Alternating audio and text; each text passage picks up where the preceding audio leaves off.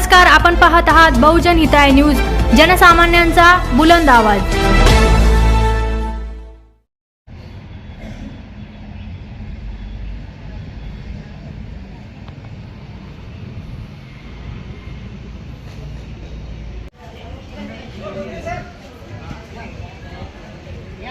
इकडे पाठीमागे फोटो नाही ना, इकडे या। कॅप्टन काम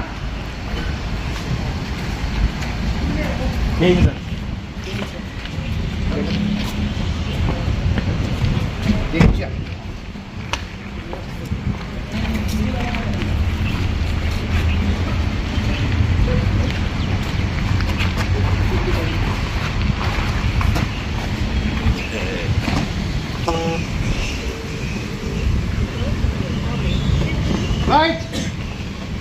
भेड़े को सलाम देंगे, सलाम।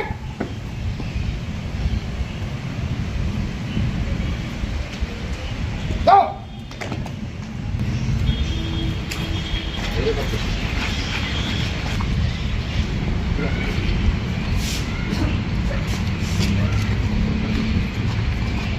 तुम्हाला मी सांगितलं प्रमाणे मला पटकन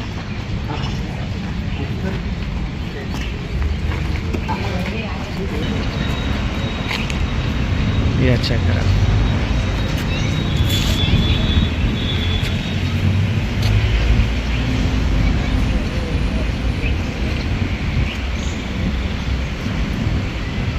ओके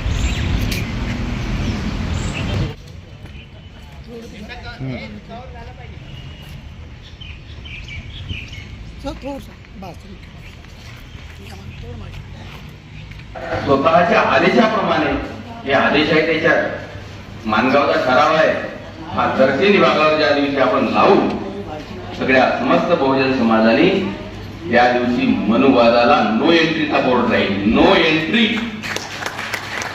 हमने हमारे जीवन के शिल्पकार को प्रवेश दे दिया, नो प्रवेश। मान्य आहे का तुम्हाला? खरंच आहे का?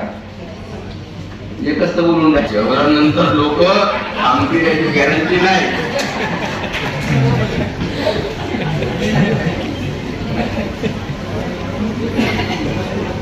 बंधूंनो,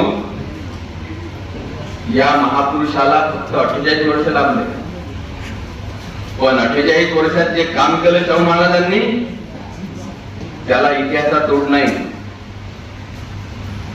खूप मोठे महापुरुष बहुजनांनी दिले देशाला। राजर्षी शाहू महाराजांच्या आणि साहित्य सम्राट अण्णाभाऊ साठे यांच्या संयुक्त जयंतीनिमित्ताने गुरु रविदास सत्यशोधक समाजातर्फे आज या हॉलमध्ये गुणवंत विद्यार्थ्यांचा आणि सेवानिवृत्त कर्मचाऱ्यांचा आम्ही या ठिकाणी सत्कार आयोजित केला होता। आणि शाहू महाराजांचा जो जाहीरनामा आहे 26 जुलै 1902ला प्रकाशित केलेला 50% आरक्षण देणारा भारतातल्या इतिहासामध्ये बहुजन समाजाला आरक्षण देणारा हा जो जाहीरनामा आहे, याचं आम्ही पुनर्प्रकाशन करून तो समाजाला उपलब्ध करून दिलेला आहे। कारण की बरेच लोक शाहू महाराजांनी आरक्षण दिलं असं म्हणतात, पण त्यांच्यापाशी ते डॉक्युमेंट उपलब्ध नाही आहे। आणि शाहू महाराजांच्या आदेशाप्रमाणे सबनीस नावाच्या दिवानाने जो आदेश शाहू महाराजांच्या आदेशाप्रमाणे तेव्हा काढलेला आहे, तो आदेश ॲज इट इज आम्ही या ठिकाणी पुनर्प्रकाशित केलेला आहे, जेणेकरून समस्त बहुजन समाजाला शाहू महाराजांचं आरक्षणाच्या बाबतीतलं जे योगदान आहे ते कळलं पाहिजे। आणि समस्त समाजाला आरक्षणाची गरज तेव्हा कशी होती आणि आजही कशी आहे याचा खुलासा आणि याची माहिती देण्यासाठी हे नियोजन आम्ही केलं आणि त्याचं या ठिकाणी रिलीज केला आम्ही ते जाहीरनामा।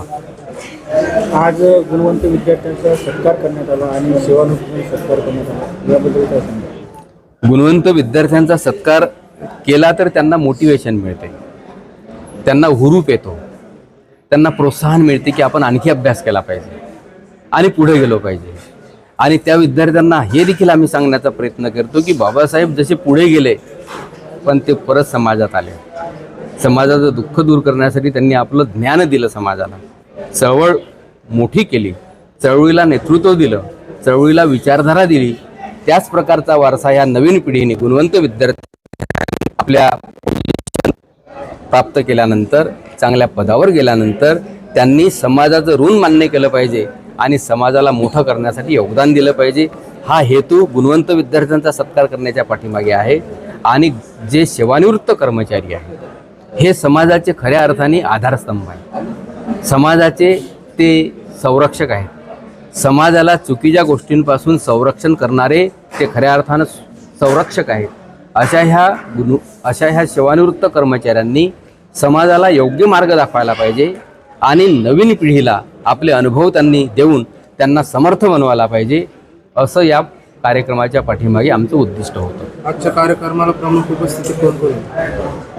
आजच्या कार्यक्रमाला जी उपस्थिती होती त्यामध्ये ससो खंडाळकर साहेब आहेत, त्यानंतर हे सेवानिवृत्त पोलीस अधिकारी सोनटक्के साहेब आहेत, आणखी आमचे जे प्रदेश महासचिव आहे श्री गमा पिंजरकर आहेत, आणि ज्यांनी या कार्यक्रमाला यशस्वी करण्यासाठी योगदान दिलेलं आहे त्या समाजातील महिलासुद्धा या ठिकाणी विशेष अतिथी म्हणून उपस्थित होत्या.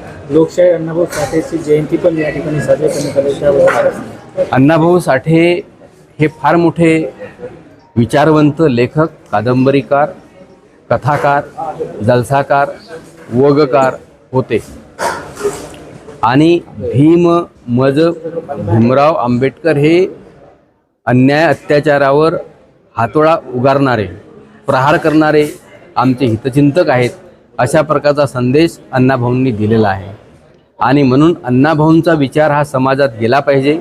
आणि महात्मा ज्योतिबा फुलेंच्या चळवळीतून जी मुक्ता नावाची विद्यार्थिनी तयार झाली होती, जिनं एक निबंध लिहून आपलं समाजाचं केव्हाचं दुःख चव्हाट्यावर आणलं होतं, तोच वारसा खऱ्या अर्थाने अण्णाभाऊंनी लेखाच्या माध्यमातून, लिखाणाच्या माध्यमातून, साहित्यकृतीच्या माध्यमातून समाजापुढे ठेवलेला आहे.